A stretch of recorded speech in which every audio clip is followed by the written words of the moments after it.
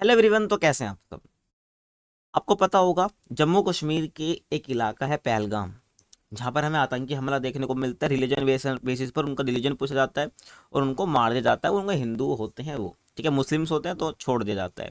उनसे उनका रिलीजन पूछा, ना भाषा पूछी ना जाति, सिर्फ रिलीजन पूछा और उनको गोली मार दी। क्योंकि हमें एक आतंकी हमला देखने को मिलता है। अब इसके लेकर भारत चुप तो बैठेगा नहीं।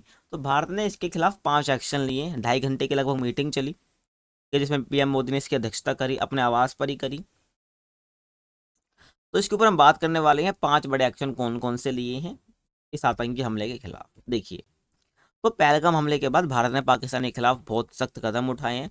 जैसे कि मैं बात करूं तो प्रधानमंत्री नरेंद्र मोदी की अध्यक्षता में सुरक्षा मामलों की कैबिनेट मीटिंग में 5 बड़े फैसले लिए गए। वो कौन कौन से आगे डिस्कस हम कर रहे होंगे। तो बैठक लगभग 2.5 घंटे चली है। इसमें राजनाथ सिंह शामिल थे, रक्षा मंत्री हमारे थे, गृह मंत्री अमित शाह शामिल थे, विदेश मंत्री एस जयशंकर इसमें शामिल थे, और एनएसए अजीत डोभाल समेत कई अफसर यहाँ पर मौजूद थे, जो कि एज अ मिनिस्ट्री तौर पर काफ़ी इंपॉर्टेंट है। और विदेश सचिव जो है बेसिकली विक्रम मिस्त्री ने बताया कि पहलगाम आतंकी हमले की गंभीरता को देखते हुए कैबिनेट सुरक्षा समिति ने 5 बड़े फैसले लिए हैं, जो कि उन्होंने प्रेस कॉन्फ्रेंस के वक्त बताया। ठीक है, आप स्क्रीन पर आप देख सकते हैं। तो 5 बड़े फैसले कौन कौन से इसकी हम बात कर रहे होंगे। देखिए, अगर जो पहला फैसला जो लिया ना, कि पाकिस्तान की सीमा पार आतंकवाद का समर्थन रोकने तक 1960 की सिंधु नदी जल समझौता जो था उसको स्थगित कर दिया गया। मतलब कि जो सिंधु नदी समझौता है बेसिकली उसको रोक दिया गया। 1960 में सिंधु नदी जल समझौता हुआ था। सिंधु नदी और उसके जो सहायक नदी है उसके पानी के बंटवारे को लेकर भारत और पाकिस्तान के बीच में। तो इस सिंधु जल संधि को रोक दिया गया है। ठीक है, कब तक रोका गया है? आतंकवाद का समर्थन रोकने तक का। ठीक है, अभी जो आतंकवाद का समर्थन जो पाकिस्तान करता है उसको रोकना है, बेसिकली समर्थन नहीं करना है। तो जब तक ये ऐसा करेगा पाकिस्तान, बेसिकली क्या, इस समझौते को हमने स्थगित कर दिया है। दूसरे फैसले की बात करूं, अटारी वाघा चेक पोस्ट। ठीक है, आपको ध्यान रखना है। दूसरा फैसला ये दिया गया, अटारी वाघा चेक पोस्ट को तुरंत प्रभाव से बंद कर दिया गया। ठीक है, और वैध दस्तावेज के साथ जो लोग पहले ही पार कर चुके हैं उन्हें 1 मई से पहले वापस जाने को कहा गया है। कहाँ से? अटारी वाघा चेक पोस्ट को तुरंत प्रभाव में लाने से बंद कर दिया है। इनके पास वैलिड डॉक्यूमेंट्स भी हैं। तो जो लोग पहले से पार कर चुके हैं उन्हें 1 मई से पहले वापस जाने को कहा गया है, ध्यान रखना।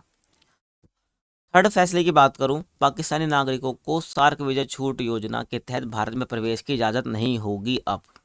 आपको पता है सार्क जो बेसिकली है ये, जो ये साउथ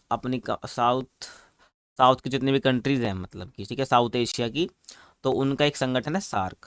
ठीक है, तो सार्क के तहत जो पाकिस्तानी नागरिक हैं उन वीज़ा छूट योजना है, जिसको SVES हम बोलते हैं। तो इसके तहत पाकिस्तानी नागरिकों को भाई छूट दी गई थी। ठीक है, वीज़ा छूट दी गई थी, जो कि भारत में प्रवेश कर सकते थे। तो इसकी इजाज़त बिल्कुल नहीं दी गई, बंद कर दी गई है। और पहले जारी किए गए सभी SVS वीज़ा रद्द किए जाएंगे। जो पहले जारी कर चुके हैं भाई कि पाकिस्तानी नागरिकों के लिए भारत में प्रवेश करने के लिए, उसको रद्द किया जाएगा। और SVS वीज़ा पर हमले पहले से भारत में मौजूद पाकिस्तानी नागरिकों को अगले 48 घंटे के अंदर अंदर भारत छोड़ना होगा। कहने का मतलब है, जो SVS वीज़ा ले रखा है, जो पहले से भारत के अंदर रह रहे हैं, ऐसे पाकिस्तानी नागरिकों को अगले 48 आवर्स के अंदर अंदर भारत छोड़ना होगा। नेक्स्ट की मैं बात करूं, जो फैसला लिया कि दिल्ली स्थित पाकिस्तानी उच्च आयोग, तो दिल्ली के अंदर जो है पाकिस्तान का उच्च आयोग है।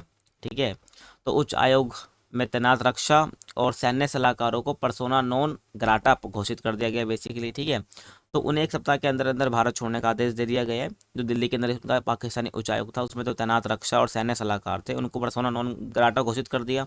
जो उच्चायोग में तैनात रक्षा और सैन्य सलाहकार थे, और उनको बेसिकली एक वीक के अंदर अंदर बेसिकली भारत छोड़ने का आदेश दे दिया गया है। और इसी तरह भारत अपने रक्षा सलाहकारों को इस्लामाबाद से वापस बुला लेगा। तो पाकिस्तान के यहाँ तो उनको वापस भेज दिया, और ऐसे वहाँ से बुला लेगा। और ऐसे 5 सहयोगी स्टाफ भी वापस बुलाए जाएंगे।